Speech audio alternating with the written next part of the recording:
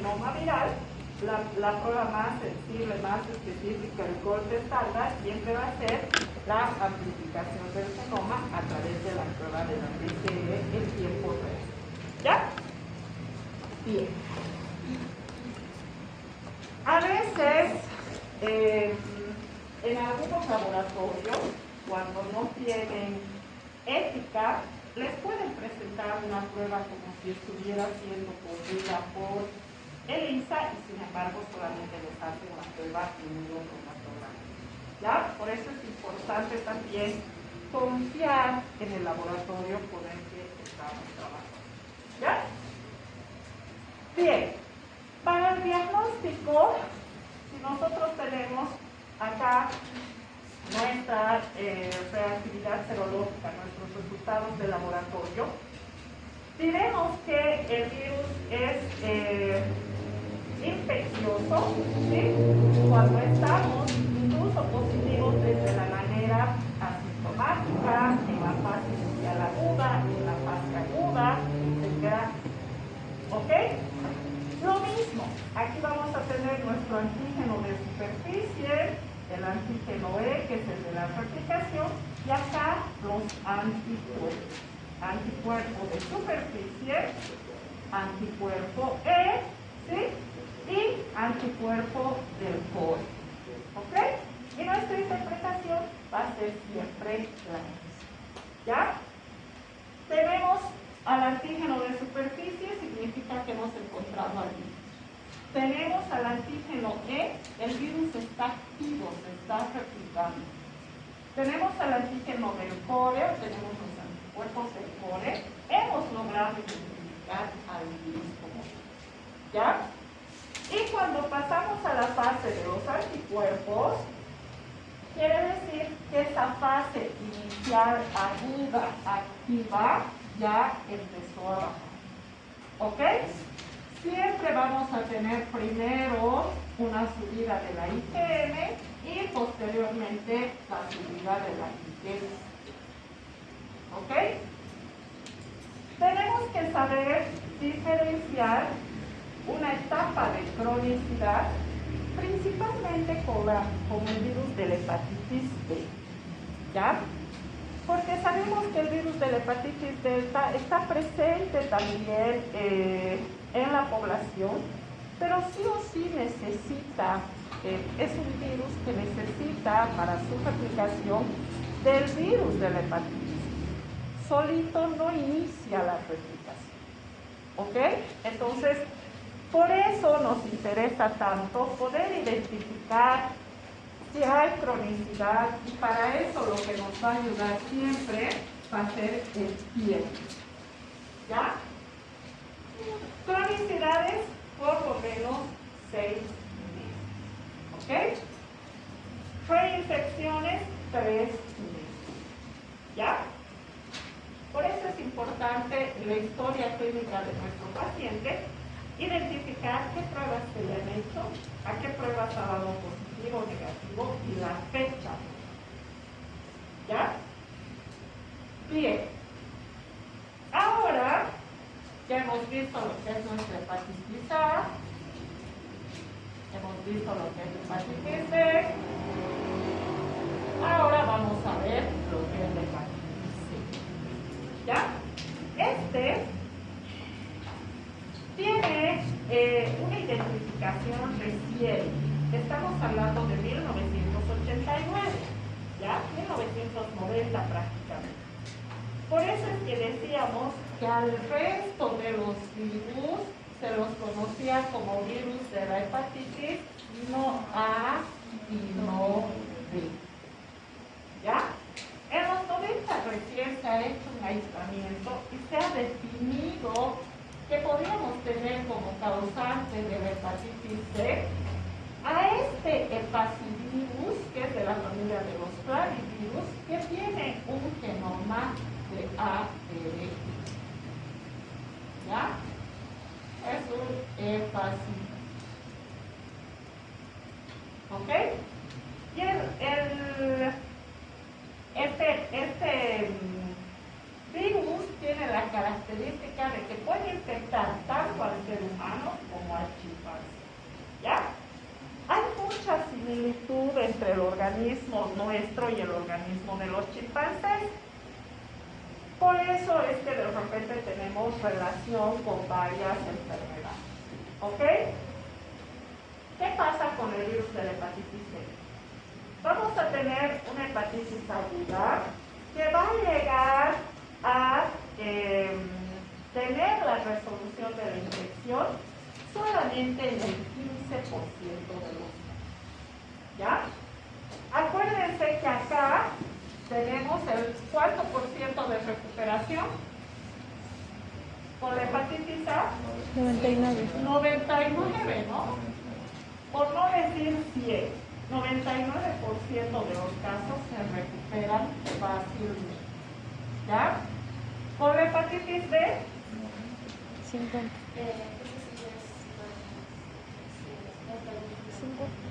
¿cuánto por ciento se recupera? 70.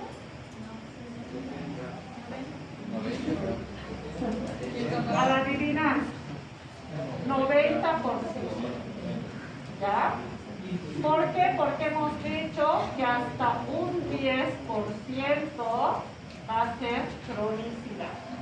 ¿Ok? Sin embargo, el hepatitis C, fíjense, apenas tenemos una resolución y una recuperación en el 15% de los casos. ¿Ya? Por lo tanto, el problema es este, ¿no? Que hay una infección crónica persistente. ¿Ya? Y pues obviamente, de este 70, 80, 75%, 85% de casos que van a ser cronicidad, en el 15% de estos directamente hay una progresión rápida a cirrosis. ¿Ok? Y pues obviamente existe la posibilidad de hacer una transfusión de hígado, o digo una transfusión, digo. Perdón. ¿Existe la posibilidad de hacer un cambio de hígado? Sí, no, ¿qué saben al respecto? ¿Se puede? Si está infectado, pues no.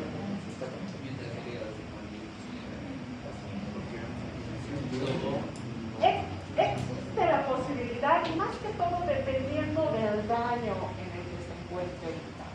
¿Ya? Puede haber una recuperación. Pero fíjense, solo el 15% tiene curación y eliminación fácil. ¿Ok? El resto del 85% restante, 15% se va directamente a una cirrosis de inicio rápido y el 70% va a ser una infección persistente. ¿Ya? Cuando tenemos cronicidad, cuando tenemos persistencia, vamos a tener cronicidad y por supuesto de la cronicidad se desprende la insuficiencia hepática, también cirrosis y por supuesto el cáncer hepatocelular. ¿Ya? Entonces, ese es el temor por la hepatitis C. ¿Ok? Vamos a tener una baja cantidad de curación y eliminación espontánea y muchas altas posibilidades de hacer cronicidad o de hacer cirrosis. ¿Ya? Y pues los organismos sin hígado lamentablemente no van a tener un funcionamiento completo. ¿Ya? El hígado es uno de nuestros órganos más nobles. Junto con el riñón se encarga de eliminar prácticamente todas las toxinas y de degradar todo lo que consumimos para ayudar a nuestro metabolismo. ¿Ya? Entonces, para el diagnóstico, ¿qué vamos a tener?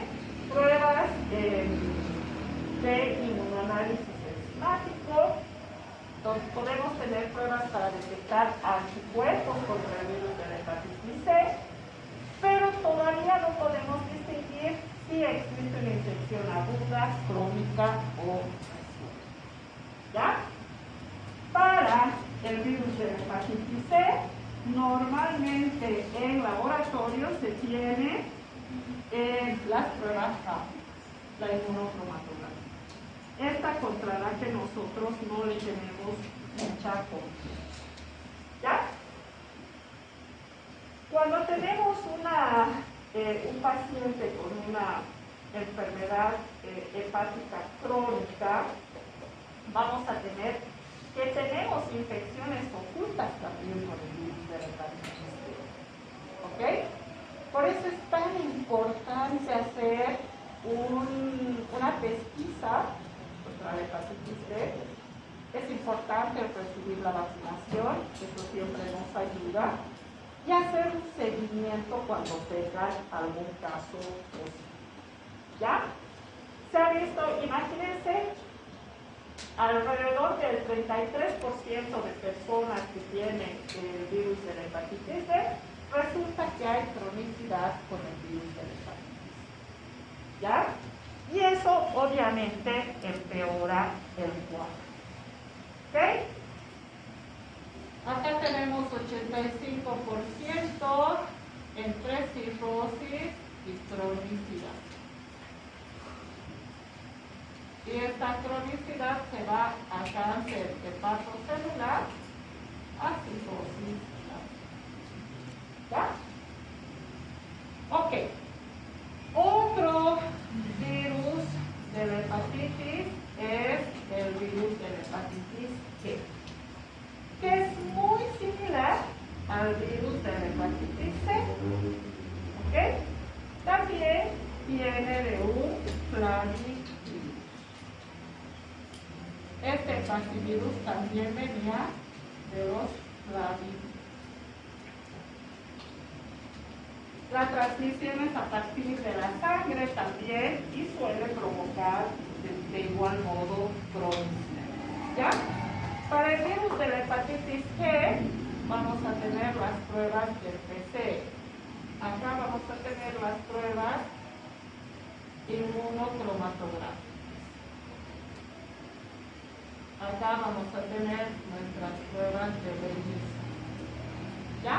Acá vamos a tener nuestras pruebas del PCR en tiempo real como mejor prueba para identificar al virus de la hepatitis B. Y ahora es el virus de la hepatitis delta. ¿Ya? El B. Sabemos que sí o sí precisa del virus de la hepatitis B para replicarse activamente como virus, por eso solo afecta a pacientes con infección activa. Y era lo que conversábamos con su compañera al inicio de la clase, ¿no? ¿Cuándo es coinfección? ¿Cuándo es superinfección? Dijimos que en la coinfección tanto la hepatitis B como la hepatitis delta están presentes al mismo tiempo, ¿ya? En cambio, en la superinfección, primero nuestro paciente se contagia con hepatitis B, pero esta hepatitis B tiene que mantenerse activa, ¿ok? Porque si el paciente es de ese alto porcentaje en curarse, aunque después se contagie con el virus de la hepatitis delta, no va a haber replicación en el organismo. ¿Ok? ¿Por qué? Porque justamente vamos a tener que este virus auxiliar necesita para su replicación que las células del paciente infectado estén replicándose con el virus de la hepatitis. ¿Ya? Por lo tanto, cuando existe coinfección o superinfección, el virus de la hepatitis delta es responsable del 40% de las hepatitis pulmonares. 40% es bastante. ¿Ya? Es un montón elevado. ¿Ok? La causa por la que el virus de la hepatitis B necesita al virus de la hepatitis B es que su genoma, ¿sí?, es un genoma de ARN muy pequeño pequeño con una molécula solamente monocatenaria y que tiene forma de bastón. Y esto es lo que no le va a permitir, esta estructura es lo que no le permite de alguna manera iniciar la replicación. ¿Ya? Esta forma de la estructura del genoma simplemente se va a activar en presencia del virus de la hepatitis B, que tiene un genoma que es más fácilmente replicable. ¿Ok? Entonces aprovecha este momento de replicación para también empezar a replicar sus propios virus. ¿Ya? Esta forma de bastón que presenta el genoma es lo que no le permite replicarse cuando está sólido. ¿Ya? Por eso sí o sí necesita infección activa por el virus de la hepatitis B. ¿Ok?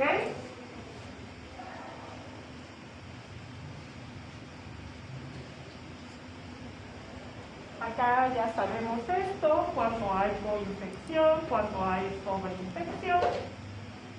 Vamos a tener que la transmisión se da también a través de la sangre, se da también a través del semen, de las secreciones vaginales. Es muy similar al virus de la hepatitis B. Y clínicamente vamos a tener una afectación incluso a nivel de la función cerebral, lo que se conoce como encefalopatía hepática. Hay ictericia amplia. Imagínense, pobres hepatocitos, llevan una replicación de 2 virus al mismo tiempo. ¿Ya? Entonces la ictericia es amplia, la necrosis hepática es masiva, porque si un solo virus nos genera un daño hepático y nos genera lisis a nivel de los hepatocitos, imagínense 2. Y por eso, como hay necrosis hepática masiva, se convierte en una enfermedad mortal en el 80% de los casos. ¿Ya? Nuestra complicación para la hepatitis B va a ser la hepatitis B. ¿Ya? Y por eso, cuando tenemos, por ejemplo, hablábamos de que las pruebas de laboratorio que nos van a ayudar a identificar un daño a nivel hepático van a ser las transaminasas, ¿cierto? Y acá vamos a ver cuál es el comportamiento de esta transaminasa.